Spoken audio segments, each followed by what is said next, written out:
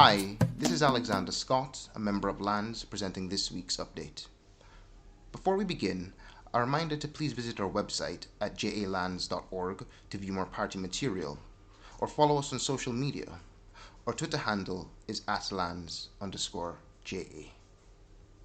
First, we will begin with foreign affairs. Last week, we had discussed the recent assassination of the Haitian president, Jovenel Moise, and I'm sure by now most of us have heard about the demonstrations in Cuba. Now, beginning with the assassination of Jovenel Moise, as more news comes out about this act, there's evidence that this was done by Colombian mercenaries. It must be noted that the dictator Jovenel Moise died by the same method of terror that which he imposed upon his people. He hired mercenaries, including Colombian mercenaries, to attack protesters and massacre people in communities. His desperation to stay in power, even without popular support, is again being copied by this current interim prime minister and the would-be president, and we must be on alert to ensure that this does not happen and that the Haitian people, the majority of the Haitian people, decide who governs them. The calls for foreign intervention by the elites must be opposed. The US, Canada, and France, nations which have made Haiti what it is today, must have no say in what goes on in this country now. The Haitian people are demanding to rule themselves and to benefit wholly from their national wealth, and this must be supported by everybody. And we must stand against any action which would see the Haitians return to the type of despotism and exploitation which they are currently protesting against. Now, on to Cuba. And as I'm sure you've probably heard, there have been a few demonstrations. Now, the Western media is currently pushing a narrative that there are massive demonstrations against the Cuban government. Now, the truth is, a few hundred persons are protesting, and that these protests are scattered across Cuba. But these protests are nowhere near as massive as the imperialist and Western propaganda would make it out to be. In fact, the supporters of the government have and continue to be holding much larger demonstrations, and media entities, including Fox News, are using pictures of the pro-government demonstrations in order to claim that these are anti-government protesters. They're doing this by blurring out the placards which are being held by the protesters. Now, these demonstrations, the anti-government demonstrations, that is, these were not spontaneous uprisings of frustrated Cubans. There is a long documented history of the NED, that is the National Endowment for Democracy, and USAID funding groups and projects in Cuba in order to incite both unrest and open violence. Even just 2 weeks ago, the United States Congress tabled a bill that included a lot of funding for these efforts that claim to promote quote-unquote democracy in Cuba. Now, in the past, these efforts have included paying persons to pretend to be tourists and HIV workshop facilitators in order to recruit activists to do their bidding, sending a foreign rapper to spread anti-government messages in Cuba's music spaces, and even going so far as to create a fake social media platform with the explicit intention of provoking unrest. It is also clear that this is an international campaign, this is an international conspiracy, and not one generating organically from Cuba. The so-called SOS Cuba hashtag is just a simple copy. It's a copy of a similar operation done before, such as SOS Venezuela or SOS Nicaragua. And this is being done by the same set of people based in both Miami and in Spain. We have documents of automated bots which are being used to heighten the visibility of these hashtags, And multiple accounts are being seen making the same post on social media with the exact same wording. Many of these accounts were created in 2018 or much more recently and do not have any posts or very few posts to speak of. That is before the SOS Cuba trend. Now, the United States has admitted to creating fake social media accounts that are supposed to pretend to be real people. If this is the case, we can safely assume that this is not an organic, spontaneous rebellion. On the contrary, these are internationally coordinated protests among the Cuban far-right diaspora who have opposed the revolutionary government in Cuba from day one. We sent someone to pose as a journalist to interview some of these people during the protests which took place in Jamaica on Saturday. And he openly said that he wants the United States to intervene in Cuba.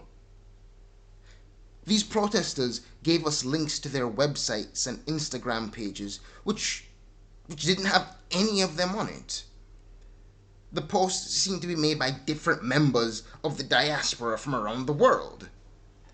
The protesters seemed to be mostly wealthy individuals, and we ascertained this based on the vehicles they're driving and how they're dressing. These are mostly white Cubans. These are homophobic Cubans. These are racist Cubans. These are the people who are opposing the revolution. We do not stand with these people, and they must be opposed. Down with the counter-revolutionaries, and long live the Cuban Revolution. Finally, we end with the current drama going on in the PNP. Recently, the chairman and all the vice presidents of the PNP submitted their resignation. Philip Paulwell, the former chairman, claimed that the new party leader, Mark Golding, has not and is not doing enough to foster a sense of unity within the party beyond empty statements and rhetoric.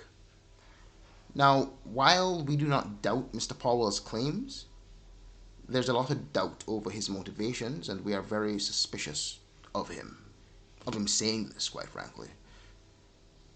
Our own experience with the PNP, including Mark Golding especially, but others as well, is that they, as a party, have not shown a genuine interest in unity at all, in as much as they have an interest in the appearance of unity.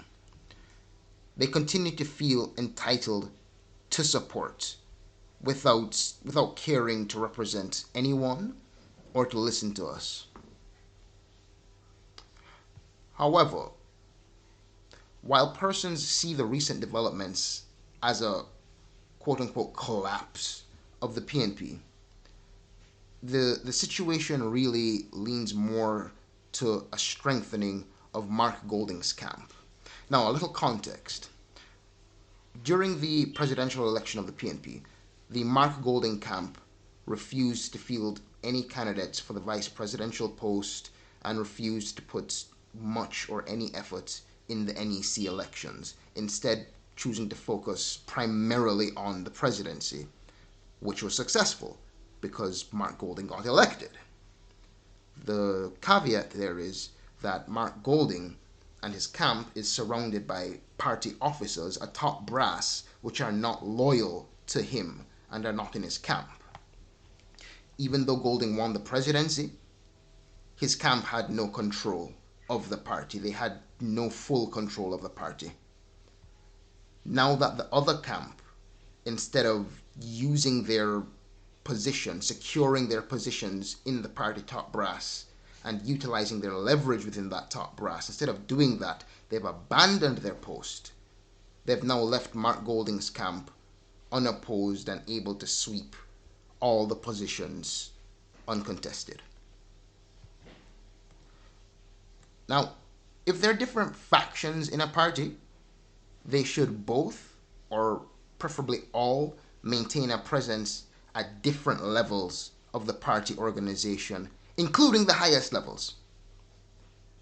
One camp controlling everything within a party will give a false appearance of unity, while those outside of that camp within the party will not be motivated to work towards the success of the party as a whole. Divisions will merely be covered up rather than addressed. And quite frankly, we can't understand why a camp, why a faction would give up all of its leverage and all of its positions. What incentive is there to do this? Perhaps they expected to lose everything in the upcoming internal elections.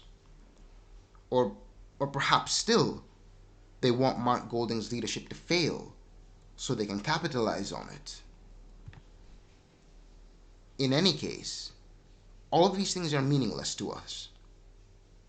As far as we as lands and organization are concerned, these are just gangs of opportunists with competing personal ambitions for power. They have no love for the people and no interest in doing anything to uplift the people or the nation. The different camps that exist do not represent different principles or even different policies. While the PNP destroys itself, while it continues to eat itself from the inside, the JLP remains strong and the left remains disorganized in this country. We formed lands in order to organize the left outside of the toxicity which is electoral politics. And we hope that we can continue to do this. We hope to see improvements in the PNP. That's natural. Nobody wants to live in a country dominated by one party.